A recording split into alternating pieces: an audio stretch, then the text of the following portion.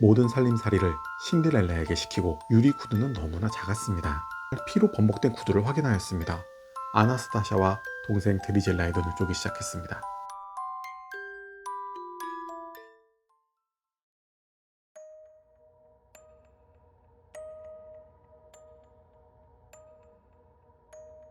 안녕하세요. 심야청 청장입니다.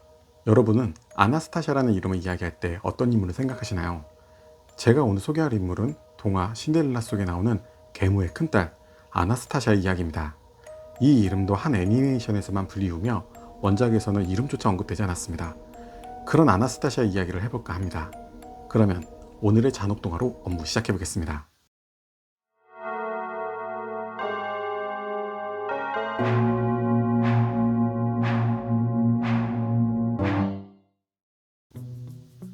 먼저 우리가 어릴 때 들었던 신데렐라의 이야기를 간추려 보려 합니다.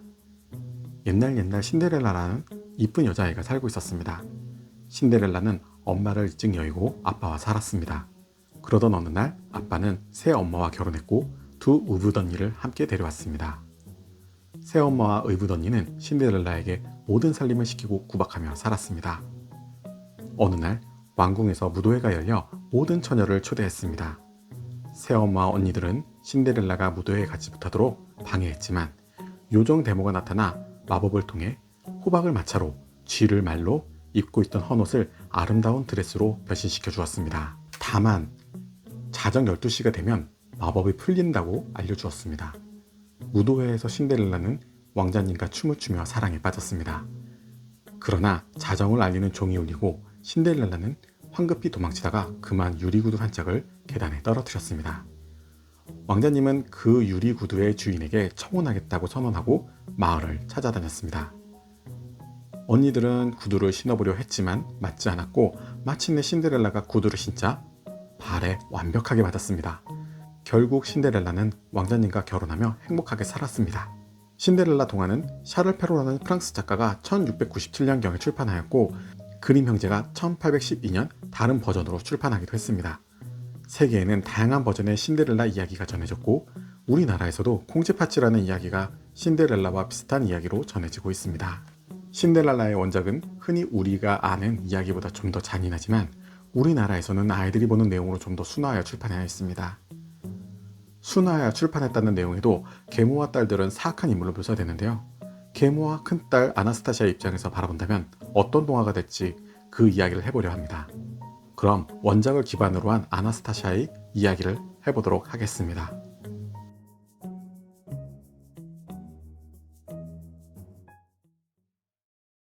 아나스타샤는 평범한 집안의 장녀로 태어났습니다. 딸들만 바라보고 사는 엄마와 아빠의 사랑을 받아가며 행복한 삶을 살아가고 있었습니다. 부모님의 사랑을 받아가며 살아가는 아나스타샤는 착하고 정이 많았죠. 하지만 그 행복한 삶은 그리 오래가지 못했습니다. 행복한 삶 뒤에는 언제나 불행이 기웃거리게 되니까요. 아나스타샤의 아빠는 뭐가 그리 급한지 두 딸과 와이프를 두고 먼저 하늘로 올라가게 됩니다. 아빠가 떠나고 집은 점점 어려워지기 시작합니다. 그리고 얼마 되지 않아 엄마로부터 엄마가 부잣집 남성과 결혼을 한다는 이야기를 들었습니다.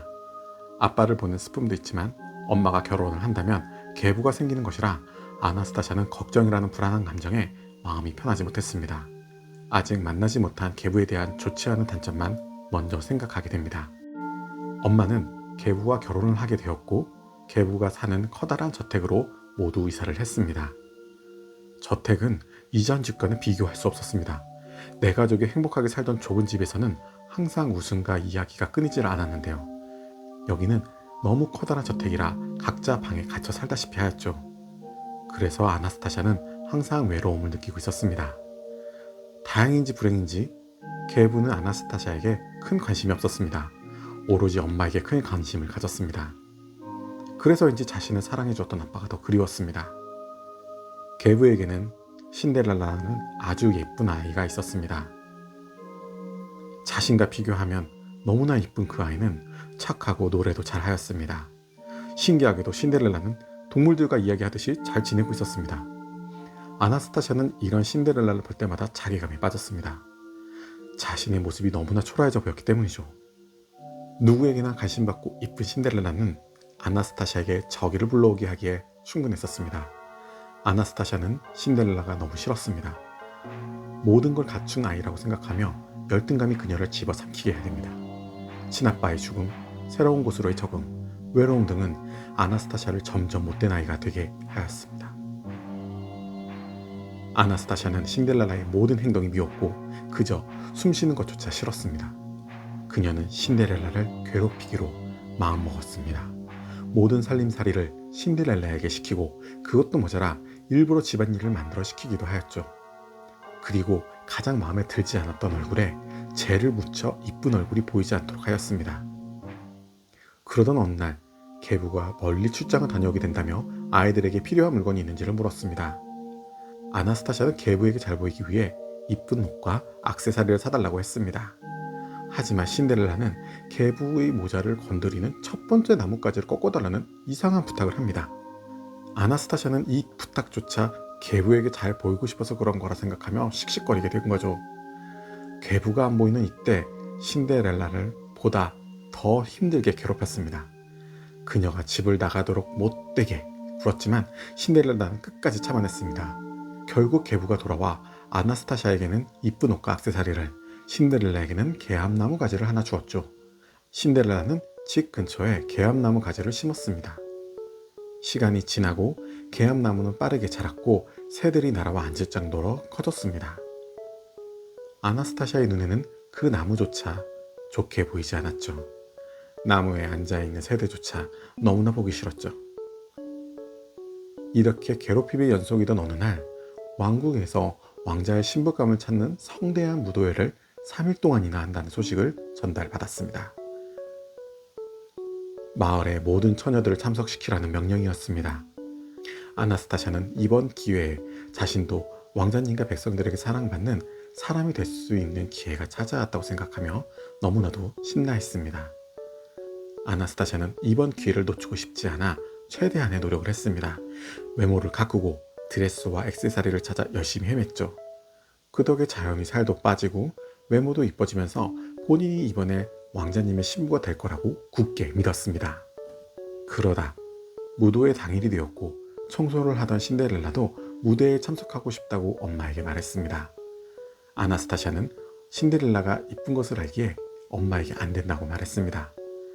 그래서 엄마는 신데렐라가 혹여나 아나스타샤를 누르고 왕자님의 선택을 받을까 걱정되어 무도회에 못 가게 하기로 결심합니다. 엄마는 온갖 집안일을 배로 늘리고 신데렐라가 가지고 있던 옷을 찢어 신데렐라가 무도회에 참석하지 못하게 했습니다. 아나스타샤는 이제 완벽하다고 생각했습니다. 이제 자신보다 이쁜 사람은 없을 거라 확신하며 무도회장으로 향했습니다. 무도회장은 생각했던 것보다 훨씬 화려했고 웅장했습니다. 멀리 보이는 왕자님은 너무나 멋졌습니다. 그의 눈에 띄기 위해 왕자 앞으로 다가갔습니다.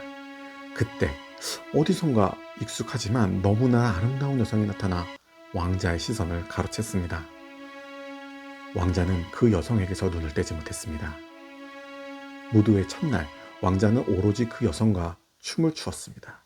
집에 돌아온 아나스타샤는 실망한 표정이 가득했습니다. 시켜놓은 일을 다한 신데렐라를 보니 화가 더 났습니다. 아나스타샤는 빨래를 던지고 벽난로에 재를 날리며 집안을 엉망으로 만들어놨습니다. 그래야만 불이 풀릴 것 같았습니다. 그리고 내일의 무도회에서 더 잘해야겠다는 생각을 하고 준비하였습니다. 하지만 그 다음날도 아나스타샤는 왕자의 눈에 들어오지 않았고 오직 아름다운 그 여성만 바라보았습니다. 실망하며 집에 돌아온 아나스타샤는 신데렐라를 괴롭힐 힘도 없이 방에 들어가 펑펑 울었습니다. 자신이 이렇게 열심히 준비하여도 안 된다는 것에 너무나 화가 나고 비교조차 안 된다는 것에 좌절하며 눈물만 흘렸습니다. 그렇게 모든 것에 좌절하던 그때 저택에 울리는 왕자의 행차 소리가 들렸습니다.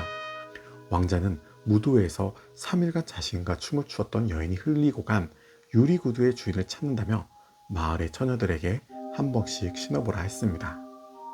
유리구두는 한눈에 봐도 작고 아름다웠습니다. 이건 마지막 기회라고 생각했습니다. 아나스타샤는 내가 그 유리구두의 주인이라며 신해보겠다고 구두를 방으로 가져왔습니다. 엄마와 아나스타샤는 유리 구두를 신어보기 위해 안간힘을 썼지만 유리 구두는 너무나 작았습니다. 아나스타샤는 발가락이 너무 커서 안 들어간다고 엄마에게 말했고 엄마는 발가락을 자르라고 했습니다. 어차피 왕자의 신부가 되어 왕비가 되면 걸을 일이 없다고 하였습니다. 아나스타샤는 너무나 무서웠습니다. 나를 사랑하는 엄마가 왕자의 장모가 되기 위해 발가락을 자르라니, 발가락을 자르라는 공포보다 엄마의 잔인한 말이 더 가슴을 아프게 했습니다. 엄마가 오히려 계모가 아닌가 의심이 갈 정도였죠. 망설이는 아나스타샤를 대신해 엄마는 아나스타샤의 발가락을 잘라버렸습니다. 아나스타샤는 그 고통으로 인해 비명을 지르며 몸부림쳤습니다. 어느 정도 진정된 아나스타샤는 유리 구두를 신고 쩔뚝거리며 나왔습니다. 왕자와 신하는 유리 구두가 맞는 아나스타샤를 바라보며 마차에 태워 궁전으로 돌아가기로 했습니다. 아나스타샤는 고통도 있고 너무나 행복했습니다. 지금까지의 모든 고생을 보답해주는 것이 느껴졌습니다. 하지만 유리 구두는 붉은 피로 차오르고 있었죠. 그러던 그때 계암나무에 앉아있던 새들이 날아와 왕자에게 말했습니다. 왕자님, 구두를 보세요. 붉게 물들었어요. 아나스타샤는 발가락을 잘라 신었어요. 그녀는 당신이 찾던 여인이 아니에요. 이 말을 들은 왕자는 유리 구두를 쳐다보았고 정말 피로 범벅된 구두를 확인하였습니다. 그리고 다시 아나스타샤를 집으로 돌려보내었습니다. 아나스타샤는 하늘이 무너지는 감정을 느꼈습니다. 왕자에게 버림받고 발가락도 잃고 그녀는 어느 것 하나 할 수 없게 되었죠. 엄마는 그런 아나스타샤를 보지도 않고 사실 주인은 아나스타샤의 동생 드리젤라라고 우겼습니다. 그 모습에 아나스타샤는 엄마의 욕망이 나를 이렇게 만들었다고 생각했습니다.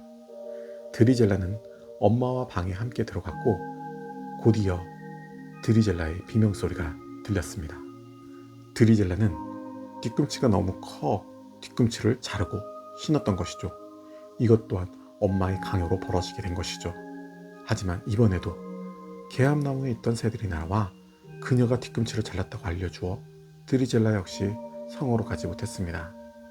신하는 다른 처녀를 찾았지만 엄마는 두 자매 말고는 집안이라는 하인만 있다고 했습니다. 신하는 그 여성도 구두를 신어보라 했습니다. 아프시다. 아나스타샤는 무도회에 봤던 그 낯익은 얼굴이 신데렐라가 아닐까 생각했습니다. 제발 그러니 말은 신데렐라가 저 구두를 신어보게 되면 안 된다고 생각했습니다. 신하는 신데렐라에게 유리 구두를 전해주러 걸어갔습니다. 그때 아나스타샤는 실수로 넘어진 척하며 신하가 들고 있던 유리 구두를 떨어뜨렸고 구두는 산산조각이 났습니다.